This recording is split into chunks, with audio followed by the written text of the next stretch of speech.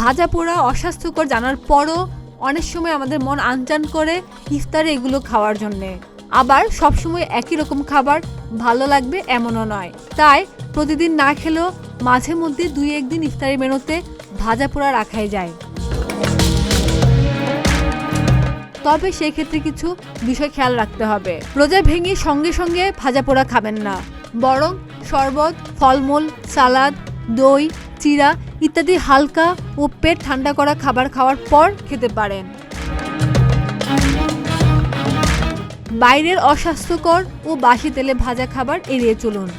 বাসায় বানালেও টাটকা তেল দিয়ে তৈরি করুন। এয়ার ফ্রায়ার ব্যবহার করতে পারলে ভালো, না হলেও ডুবো তেলে এড়িয়ে চলার চেষ্টা করুন।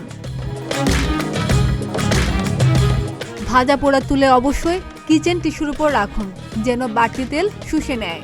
একসঙ্গে অনেক বেশি ভাজা পোড়া আইটেম রাখবেন না, 1টি বা 2টি রাখতে পারেন। ভাজা পোড়া আইটেমের পাশাপাশি মেনুতে শাকসবজি ও সালাদ যোগ করুন, এতে ক্ষতির মাত্রা কিছুটা হলেও হ্রাস হবে।